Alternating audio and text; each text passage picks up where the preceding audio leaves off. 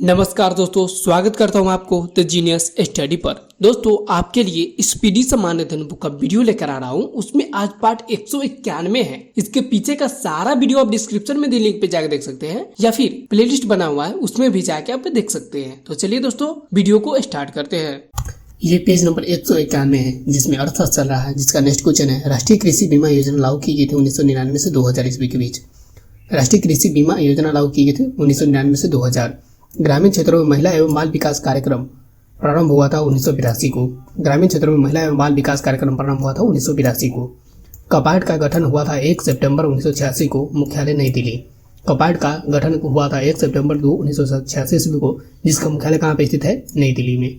उपभोक्ता की बचत का सिद्धांत दिया था अल्फ्रेड मार्शल ने। उपभोक्ता की बचत का सिद्धांत किसने दिया था? अल्फ्रेड मार्शल ने। नेक्स्ट क्वेश्चन है बंद अर्थव्यवस्था का अर्थ है आयात निर्यात बंद। बंद अर्थव्यवस्था का क्या अर्थ है? आयात निर्यात बंद। न्यूनतम समर्थन मूल्य संबंधित है कृषि से। न्यूनतम समर्थन मूल्य संबंधित है किससे? कृषि से। न्यूनतम समर्थन मूल्य लागू करने वाली संस्था है कृषि एवं लागत मूल्य आयोग CACP। न्यूनतम समर्थन मूल्य लागू करने वाली संस्था है कृषि एवं लागत मूल्य आयोग CACP। भारत में सबसे पहले चकबंदी लागू की गई थी 1920 ईस्वी में। भारत में सबसे पहले चकबंदी लागू की गई थी 1920 ईस्वी में बड़ौदा में।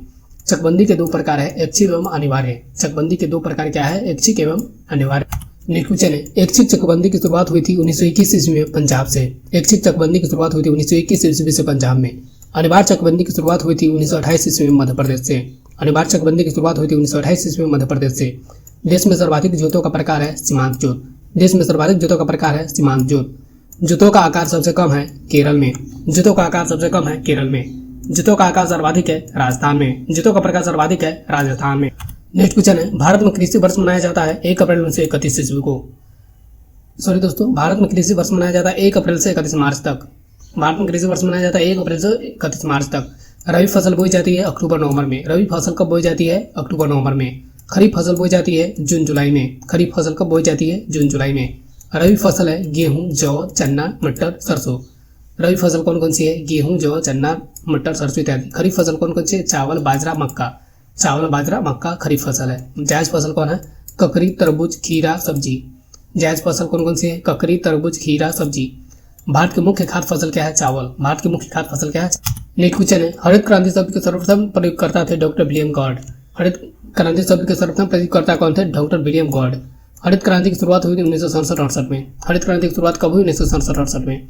भारत में हरित क्रांति लाने का श्रेय जाता है गोविंद बल्लभ पंत विश्वविद्यालय को। भारत में हरित क्रांति का श्रेय जाता है गोविंद बल्लभ पंत विश्वविद्यालय को। भारत में हरित क्रांति का जन्मदाता माना जाता है MS स्वामीनाथन को। भारत में हरित क्रांति का जन्मदाता किसे माना जाता है? MS स्वामीनाथन को। नेक्स्ट क्वेश्चन है हरित क्रांति के विश्व स्तरीय जनक माने जाते हैं डॉक्टर नॉर्मन बोरलॉग। हरित क्रांति के विश्व स्तरीय जनक माने जाते हैं डॉक्टर नॉर्मन बोरलॉग। हरित क्रांति से सबसे प्रभावित फसल है गेहूं। हरित क्रांति से सबसे प्रभावित फसल कौन सी है? गेहूं। हरित क्रांति के समय भारत के केंद्रीय खाद्य एवं कृषि मंत्री थे CS सुब्रमण्यम। हरित क्रांति के समय भारत के केंद्रीय खाद्य एवं कृषि मंत्री कौन थे? CS सुब्रमण्यम। हरित क्रांति का जनक देश है फिलीपींस। हरित क्रांति का जनक देश कौन सी है? फिलीपींस। सर्वप्रथम हरित क्रांति आई थी पंजाब में। सर्वप्रथम हरित क्रांति कब आई थी? पंजाब में। पीली क्रांति संबंधित है तिलहन से। पीली क्रांति किससे संबंधित है? तिलहन से। नेक्स्ट क्वेश्चन है भूरी क्रांति संबंधित है उर्वरक उत्पादन से। भूरी क्रांति किससे संबंधित है? उर्वरक उत्पादन से। लाल क्रांति संबंधित है मांस एवं टमाटर से। लाल क्रांति किससे संबंधित है? मांस एवं टमाटर से। गुलाबी क्रांति संबंधित है झींगा उत्पादन से। गुलाबी क्रांति किससे संबंधित है? झींगा उत्पादन से। श्वेत क्रांति संबंधित है दूध उत्पादन से। श्वेत क्रांति किससे संबंधित है? दूध उत्पादन से। रजत क्रांति संबंधित है अंडा उत्पादन से। रजत क्रांति किससे संबंधित है? अंडा उत्पादन से। बादामी क्रांति संबंधित है मसाला उत्पादन से। बादामी क्रांति किससे संबंधित है? मसाला उत्पादन से। गुड़ क्रांति संबंधित है आलू उत्पादन से। गुड़ क्रांति किससे संबंधित है? आलू उत्पादन से। नेक्स्ट क्वेश्चन है नीली क्रांति संबंधित है मत्स्य उत्पादन से। नीली क्रांति संबंधित है मत्स्य पालन से। कृष्ण क्रांति संबंधित है पेट्रोलियम से। कृष्ण क्रांति संबंधित है पेट्रोलियम से। ब्राह्मण क्रांति संबंधित है गैर परंपरागत ऊर्जा से। ब्राह्मण क्रांति संबंधित है गैर परंपरागत ऊर्जा से। सुनहरी क्रांति संबंधित है फल उत्पादन से। सुनहरी क्रांति संबंधित है फल उत्पादन से। सभी क्रांतियों का सम्मिलित है इंद्रधनुष क्रांति। सभी क्रांतियों का सम्मिलित है इंद्रधनुष क्रांति। प्रत्यक्ष कर है आयकर, संपत्ति कर, निगम कर, मृत्यु कर, भू राजस्व कर, उपहार कर। अप्रत्यक्ष कर है बिक्री कर, तट कर, उत्पाद कर। नेक्स्ट क्वेश्चन है कर ढांचे में सुधार के लिए गठित समिति थी चलाया समिति गठन अगस्त 1991। कर ढांचे में सुधार के लिए गठित समिति थी चलाया समिति गठन अगस्त 1991। भारत में GST goods and service tax लागू किया गया 1 जुलाई 2017 ईस्वी को। भारत में GST goods and service tax लागू किया गया 1 जुलाई 2017 ईस्वी को। GST है अप्रत्यक्ष एवं गंतव्य आधारित कर। जीएसटी क्या है? अप्रत्यक्ष एवं गंतव्य आधारित कर। जीएसटी सर्वप्रथम किस देश में लागू हुआ था? फ्रांस में। जीएसटी सर्वप्रथम किस देश में लागू हुआ था? फ्रांस में। किस संविधान संशोधन द्वारा भारत में जीएसटी लागू किया गया? 101वां संविधान संशोधन द्वारा। किस संविधान संशोधन द्वारा जीएसटी लागू किया गया? 101वां संविधान संशोधन। नेक्स्ट क्वेश्चन है, जीएसटी परिषद की स्थापना 12 सितंबर 2016 ईस्वी को हुआ था। जीएसटी परिषद की स्थापना कब हुआ था? 12 सितंबर 2016 ईस्वी को। नगरपालिका समिति के राजस्व का मुख्य स्रोत है चुंगी कर। नगरपालिका समिति के राजस्व का मुख्य स्रोत क्या है? चुंगी कर। पहली बार सेवा कर आरोपण हुआ 1994-95 में चलेगा समिति की संस्तुति पर। पहली बार सेवा कर आरोपण हुआ था 1994-95 में चलेगा समिति की संस्तुति पर। 12वीं योजना का काल एवं विकास दर का लक्ष्य क्या है? 2012 से 17 9%। 12वीं योजना का काल का विकास दर क्या है? काल है 2012 से 17 एवं विकास दर है 9%। नेक्स्ट क्वेश्चन है, रेखा समिति गठित की गई थी अप्रत्यक्ष कर सुधार के लिए। रेखा समिति गठित की गई थी अप्रत्यक्ष कर सुधार के लिए। वांछू समिति संबंधित है प्रत्यक्ष कर जांच के लिए। वांछू समिति संबंधित है प्रत्यक्ष कर के जांच के लिए। सर्विस टैक्स की उगाही करता है आयकर विभाग। सर्विस टैक्स की उगाही कौन करता है? आयकर विभाग। वह स्थिति जिसमें वस्तु के मूल्य बढ़ते हैं तथा मुद्रा का मूल्य गिरता है मुद्रास्फीति कहलाता है। वह स्थिति जिसमें वस्तु के मूल्य बढ़ते हैं तथा मुद्रा का मूल्य गिरता है क्या कहलाता है? मुद्रास्फीति कहलाता है। नेक्स्ट क्वेश्चन है, भारत में मुद्रास्फीति की माप की जाती है थोक मूल्य सूचकांक द्वारा। भारत में मुद्रास्फीति की माप की जाती है थोक मूल्य सूचकांक द्वारा। वर्तमान में थोक मूल्य सूचकांक का आधार वर्ष है 2011 से 12। वर्तमान में थोक मूल्य सूचकांक का आधार वर्ष क्या है? 2011 से 12। नया थोक मूल्य सूचकांक में शामिल वस्तु की संख्या है 676। पहले 435 वस्तु थी। नया थोक मूल्य सूचकांक में शामिल वस्तुओं की संख्या है 676। पहले 435 वस्तु थी। मुद्रास्फीति में हानि होता है देनदार की। मुद्रास्फीति में हानि होती है देनदार की। मुद्रास्फीति में लाभ होता है ऋणी को। मुद्रास्फीति में लाभ होता है ऋणी। नेक्स्ट क्वेश्चन है, भारत में वित्तीय घाटे का मौद्रीकरण प्राप्त किया जाता है सरकार द्वारा ऋण लेकर। भारत में वित्तीय घाटे का मौद्रीकरण प्राप्त किया जाता है सरकार द्वारा ऋण लेकर। ग्रेसम का नियम संबंधित है मुद्रा के प्रचलन से। ग्रेसम का नियम संबंधित है मुद्रा के प्रचलन से। कानूनी मुद्रा को कहा जाता है फ्लैट मनी। कानूनी मुद्रा को क्या कहा जाता है? Flat money. प्लास्टिक मनी कहा जाता है क्रेडिट कार्ड को। प्लास्टिक मनी कहा जाता है क्रेडिट कार्ड को। मुद्रा आपूर्ति की सर्वाधिक तरल माप है M1। मुद्रा आपूर्ति की सर्वाधिक तरल माप है M1। मुद्रास्फीति में विस्तृत मुद्रा कहलाता है M3। मुद्रास्फीति विस्तृत मुद्रा कहलाती है M3। दोस्तों इस वीडियो को लाइक करके अपने दोस्तों के साथ शेयर करें और कमेंट करके हमें बताएं वीडियो को कैसा लग रहा है। और हाँ दोस्तों, अगर आप इस चैनल पर पहली बार आया है तो चैनल को सब्सक्राइब जरूर कर ले। तो नेक्स्ट क्वेश्चन देख लेते हैं दोस्तों। गिल्ट एंड बाजार संबंधित है सोना चांदी से। गिल्ट एंड बाजार किससे संबंधित है? सोना चांदी से। भारत में विदेशी मुद्रा का सर्वाधिक व्यय होता है पेट्रोलियम उत्पादों के आयात पर। भारत में विदेशी मुद्रा का सर्वाधिक व्यय होता है किस पे? पेट्रोलियम उत्पादों के आयात पर।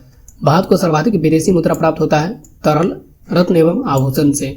भारत को सर्वाधिक विदेशी मुद्रा किससे प्राप्त होती है? रत्न एवं आभूषण से। भारत सर्वाधिक आयात करता है तेल एवं पेट्रोलियम पदार्थ का। भारत सर्वाधिक आयात करता है तेल एवं पेट्रोलियम पदार्थ। नेक्स्ट क्वेश्चन है, विश्व में मुद्रा की मीट्रिक प्रणाली सर्वप्रथम अपनाई गई थी 1790 ईस्वी में फ्रांस में। विश्व में मुद्रा की मीट्रिक प्रणाली अपनाई गई थी 1790 में फ्रांस में। भारत में मुद्रा की मीट्रिक प्रणाली को अपनाया गया 1 अप्रैल 1957 को। भारत में मुद्रा की मीट्रिक प्रणाली अपनाई गई थी 1 अप्रैल 1957 को। मुद्रा अवमूल्यन का उद्देश्य होता है निर्यात को बढ़ावा तथा आयात को कम करना। मुद्रा अवमूल्यन का उद्देश्य क्या होता है? निर्यात को बढ़ावा तथा आयात को कम करना। निर्यातकों एवं आयातकों की वित्तीय सहायता प्रदान करती है निर्यात आयात बैंक। निर्यातकों एवं आयातकों को वित्तीय सहायता प्रदान करता है निर्यात आयात बैंक। नेक्स्ट क्वेश्चन है, निर्यात आयात बैंक एक्सिम बैंक की स्थापना हुई थी 1 जनवरी 1982 को। निर्यात आयात बैंक एक्सिम बैंक की स्थापना हुई थी 1 जनवरी 1982 को। भारत में जीवन बीमा देन है ब्रिटेन की। भारत में जीवन बीमा देन है किसकी? ब्रिटेन की। दीर्घकालिक वित्त उपलब्ध कराने वाली संस्था है UTI, LIC, GIC। दीर्घकालिक वित्त उपलब्ध कराने वाली संस्था कौन कौन सी है? UTI, LIC, GIC। सामान्य बीमा निगम GIC की स्थापना हुई थी 1972 को। सामान्य बीमा निगम GIC का स्थापना हुआ था 1972 को। भारत के सामान्य बीमा व्यवसाय का राष्ट्रीयकरण हुआ था 1971 को। भारत के सामान्य बीमा व्यवसाय का राष्ट्रीयकरण हुआ था 1971। नेक्स्ट क्वेश्चन है, भारतीय जीवन बीमा LIC की स्थापना हुई थी 1 सितंबर 1956 को। भारतीय जीवन बीमा LIC की स्थापना हुआ था 1 सितंबर 1956 को। सबसे बड़ी म्यूचुअल फंड ट्रस्ट है UTI। सबसे बड़ी म्यूचुअल ट्रस्ट संस्था कौन सी है? UTI। भारतीय यूनिट ट्रस्ट UTI की स्थापना हुई थी 1 जुलाई 1964 ईस्वी को। मुख्यालय कहाँ है? मुंबई। भारतीय यूनिट ट्रस्ट UTI की स्थापना हुआ था 1 जुलाई 1964 ईस्वी को। मुख्यालय कहाँ है? मुंबई में। भारत का पहला म्यूचुअल फंड है US 64। भारत का पहला म्यूचुअल फंड कौन सा है? US 64। US 64 योजना समाप्त की गई थी 31 मई 2003 को। US 64 योजना समाप्त की गई 31 मई 2003 को। राष्ट्रीय कृषि एवं ग्रामीण विकास बैंक नाबार्ड की स्थापना हुई थी 12 जुलाई 1982 को। राष्ट्रीय कृषि एवं ग्रामीण विकास बैंक नाबार्ड की स्थापना हुई थी 12 जुलाई 1982। नेक्स्ट क्वेश्चन है, भारत का प्रतिभूति मुद्रणालय, सिक्योरिटी प्रिंटिंग प्रेस तथा बैंक नोट प्रेस स्थित है क्रमशः नासिक, हैदराबाद तथा देवास। भारत का प्रतिभूति मुद्रणालय नासिक में स्थित है, सिक्योरिटी प्रेस हैदराबाद में स्थित है तथा बैंक नोट प्रेस देवास में स्थित है। भारत में सरकारी समिति का ढांचा है त्रिस्तरीय। भारत में सरकारी समिति का ढांचा है त्रिस्तरीय। नकदी में प्राप्त मजदूरी कहलाती है मौद्रिक मजदूरी। नकदी में प्राप्त मजदूरी कहलाती है मौद्रिक मजदूरी। पूंजी साधन का प्रतिफल होता है ब्याज। पूंजी साधन का प्रतिफल होता है ब्याज। आर्थिक संवर्धन का अर्थ है उत्पादन में वृद्धि। आर्थिक संवर्धन का अर्थ है उत्पादन में। नेक्स्ट क्वेश्चन है, भारतीय रिजर्व बैंक की स्थापना 1 अप्रैल 1935 ईस्वी को, राष्ट्रीयकरण हुआ 1 जनवरी 1949 को। भारतीय रिजर्व बैंक की स्थापना कब हुआ था? 1 अप्रैल 1935 ईस्वी को हुआ था और राष्ट्रीयकरण कब हुआ था? 1 जनवरी 1949 ईस्वी को। भारतीय रिजर्व बैंक की स्थापना की गई थी हिल्टन आयोग की सिफारिश पर। भारतीय रिजर्व बैंक की स्थापना की गई थी हिल्टन आयोग की सिफारिश पर। देश का पहला सार्वजनिक व्यापारिक बैंक कौन है? भारतीय स्टेट बैंक का स्थापना 1 जुलाई 1955। देश का बड़ा सार्वजनिक व्यापारिक बैंक कौन सा है? भारतीय स्टेट बैंक का स्थापना 1 जुलाई 1955। भारत में बैंकों का राष्ट्रीयकरण की संस्तुति प्रस्तुत की थी हजारी समिति ने। भारत में बैंकों का राष्ट्रीयकरण की संस्तुति प्रस्तुत की थी हजारी समिति। नेक्स्ट क्वेश्चन है, सबसे पहले 14 बड़े व्यापारिक बैंकों का राष्ट्रीयकरण किया गया 19 जुलाई 1969 ईस्वी को। सबसे पहले 14 बड़े व्यापारिक बैंकों का राष्ट्रीयकरण किया गया 19 जुलाई 1969 ईस्वी को। दूसरी बार 6 अन्य व्यापारिक बैंकों का राष्ट्रीयकरण किया गया 15 अप्रैल 1980 ईस्वी को।